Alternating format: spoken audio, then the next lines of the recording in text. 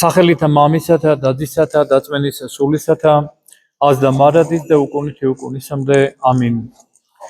გილოცავთ დღევანდელ დღეს საღვთო ლიტურგიის აღსრულებას.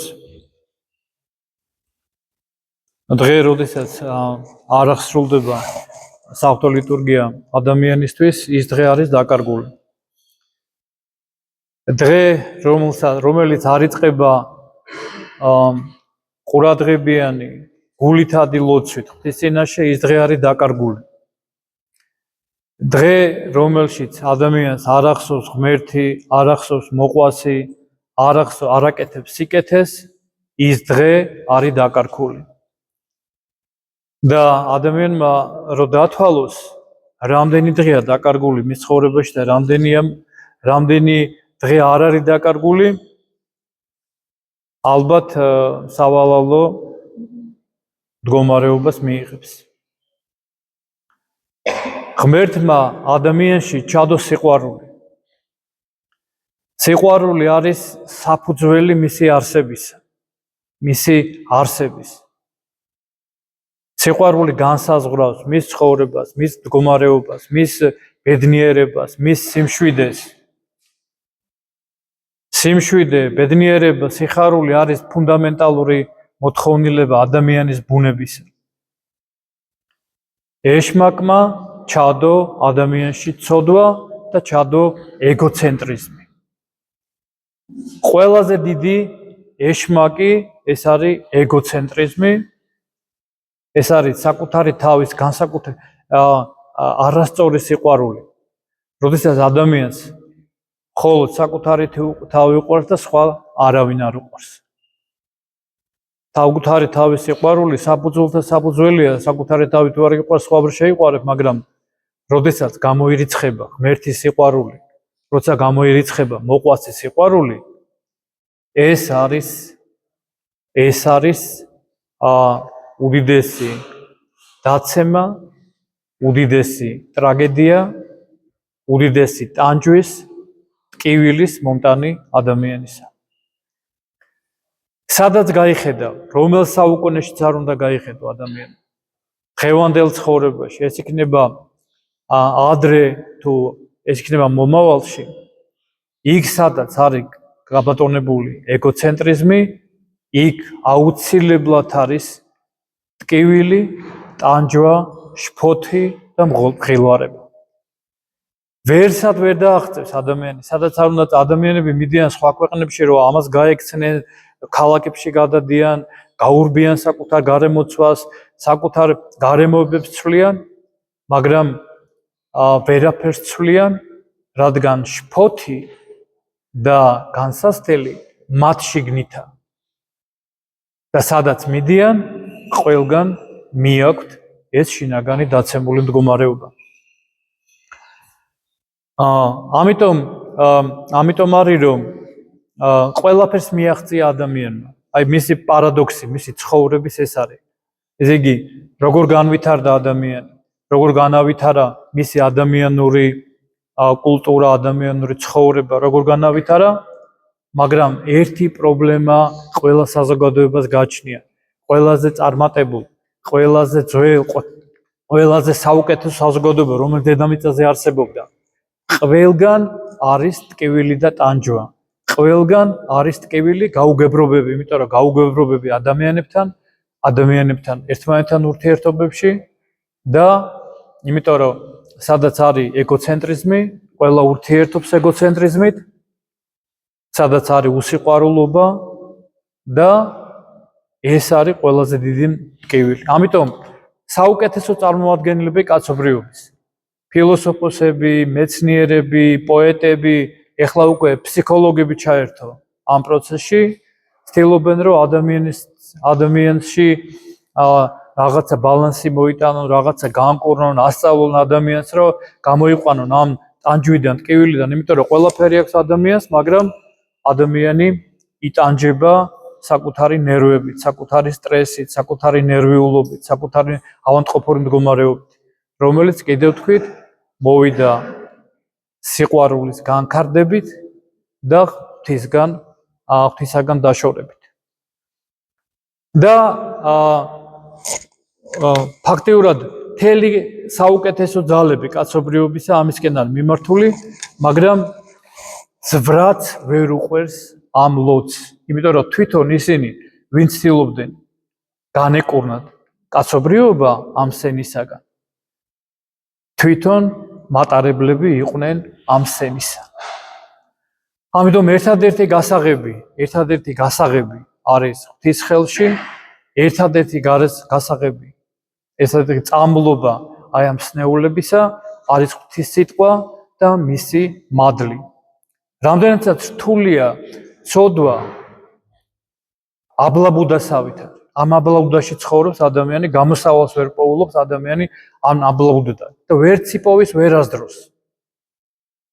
ეს ისეთი ლაბირინთია, რომელშიც თუ შედის ადამიანი, ვერსად ვერ იპოვის.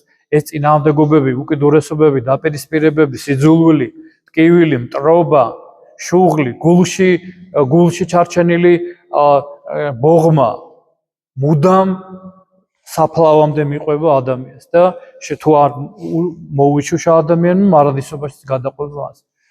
და რა დიდია და მარტივია უფლის სიტყვა. ესე იგი, თუ იქ ასეთი სირთულეა, რომ ადამიანი თავდაბოლოს ვერ უპოვის ამას, რა მარტივია და უბრალოა და დიადია ღვთის სიტყვა, რომელიც ერთ-ერთი მათგანი მთელი წმინდა წერილი ესე და წმინდა სახარება ასეთია, მაგრამ ერთ-ერთი ასეთი ჩვენ წავიკითხეთ დღეს, როგორც გინდათ რომ გექცეოდენ ადამიანი, ისე მოეკეცით თქვენ მათ. და წარმოიდგინეთ, რაც მე ჩამოვთვალე ახლა მთელი ეს პრობლემა, საკაცობრიო ტკივილი აი ამ ერთ ფრაზაში არის ნაკურნები და ამით არის გამოსწორებული. იმიტომ რომ თუ შენ გინდა რომ არ მოგიქცენ ბოროტად, შენ უპატივცემულოდ არ მოგიქცენ, არ შეურაცხონ, პირველ რიგში შენ უნდა შეეცადო რომ არავის არ მოიქცე ბოროტად. თუ შენ გსურს რომ კეთილი გიყონ ადამიანები, შენ უნდა უყო კეთილი ადამიანებს და ყოველი შენი საქმე, ყოველი შენი დამოკიდებულება სიკეთით უნდა იყოს აღძრული. თუ შენ გსურს რომ ადამიანებმა იზრუნონ შენთვის, როცა სნეულებაში ხარ, ტანჯვაში ხარ, ტკივილში ხარ, გულისხმიერება გამოიჩერონ შენთან. ასევე შენც უნდა იყო გულისხმიერი შენ ცხოვრებაში ადამიანების მიმართ. და ეს შეიძლება გავაგრძელოთ უსასრულოდ ყოველთვის ადამიანი, ესე იგი პირდაპირ მცნება კი არ მიცა, ღმერთმა ნახეთ, ისევ საკუთარი თავიდან გადმოიტანა, ისევ საკუთარი თავიდან სხვის მდგომარეობაში შენი თავი ჩააყენე ყოველთვის. მაგრამ სამწუხაროდ რა ხდება? სამწუხაროდ ის ხდება, რომ ადამიანი მხოლოდ დეკლარირებს აი ამ ამაღლებული სიტყვებით, მაგრამ პრაქტიკულად ცხოვრებაში ისევ მოქმედებს ეგოიზმით.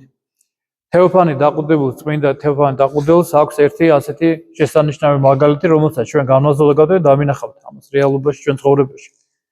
ერთხელ თურმე ასეთი მქადაგებელი, სიყვარულის მქადაგებელი და რომელიც იყო ლექტორი, ერთ-ერთი ლექცია წაიკითხა, საჯარო ლექცია და ძალიან ამაღლებულად წარმოსთქვა ეს სიტყვა და მხუხარე ოვაციები დაიმსახურა. დიდი ხანი უკრავდნენ ტაშ მის მხუხარეს სიტყვას, რომელიც მიეძღვნებოდა ადამიანების სიყვარულს, ადამიანისადმი თავგანწირვას, ზრუნვას. ლექციის შემდეგ მივიდა სახლში, და მოსამსახურემ დაუგვიანდა სანთლის ანთება და ხელჯოხის გამორთმევა. ამაზე განრისხებულმა ჩვენმა სიყვარულის ქადაგებელმა გამოლანძღა თურმე აი ეს მოსამსახურე. შემდეგ იმ საბრალს დაავიწყდა სიგარის მირთმევა და ამაზე სულ გამოვიდა წყობიდან და კარგად მიბეგვა ეს ადამიანი და აქ დამთავრდა ამ ადამიანის სიყვარულიც, ამ ადამიანის მოწყალებაც, ამ ადამიანის კაცმოყვარებაც და ჰუმანიზმიც. და სამწუხაროდ ჩვენ ცხოვრებაში ვხედავთ ამას, როდესაც პრაქტიკულად შეეხება ჩვენ ყველას უჭირს მაშინ. ამიტომ ადამიანმა ლაპარაკს და სიტყვებს თავი უნდა დაანებოს და შეეცადოს რომ წინ იყუროს, იმიტომ რომ ისე ხდება რომ ავიწყდება მის გარშემო რა ხდება ის ავიწყდება.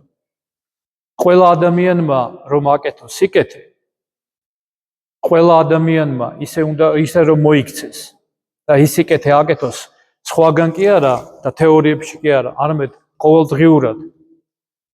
როცა ხვდება მას ეს გარემოებები იქ რო აკეთოს სიკეთე, მაშინ ყველა ადამიანის სიკეთეს აკეთებს და ყველა სიკეთის ქნაში იქნება და მაშინ აღარ იქნება და შემცირდება ეს ტანჯვაც, დაპირისპირებაც და საზოგადოებაც დაემსგავსება იმ პირველ საზოგადოებას, რომელიც სურს ღმერთს და რომელიც შექმნა ღმერთმა. ღმერთმა დაგლოცოთ, ღმერთმა გაკურთხეთ, მოგცეს ჩვენ ნიჭი სიყვარულისა, ოღონდ პრაქტიკული სიყვარულისა, იმიტომ რომ უნდა გვახსოვდეს ჩვენ, რომ რწმენა საქმეების გარეშე არის მკვდარი. არაფრის მომცემი არ არის. უნდა გვახსოვდეს, რომ სარწმუნოება, რომელიც მოგვეცა ჩვენ და ერთდროს შეიძლება გქონდეთ ძლიერი, აი ამბობენ ადამიანები, რატომ სუსტდება ჩვენში რწმენა? რატომ მიდიან ადამიანები ეკლესიიდან, რატომ არ ეზიდავთ ეკლესია მათ? იმიტომ რომ რაც იცოდა და რაც რწმენა ჰქონდა, პრაქტიკულად არ განახორციელეს ის. ამიტომ პრაქტიკული ურწმუნოება არსებობს თეორიული რწმენა და პრაქტიკული ურწმუნოება. როცა ყოფითი ურწმუნოება აქვს ადამიანს, როდესაც ის იქცევა ეგოიზმით, შეურაცხყოფს, განიკითხავს, სიძულვილია, არ აკეთებს სიკეთებს, არ ცდილობს შეურიგდეს, არ შვილოს აპატიოს, არ ცდილობს რომ სიკეთე აკეთოს, მაშინ მისი რწმენაც კლებულობს.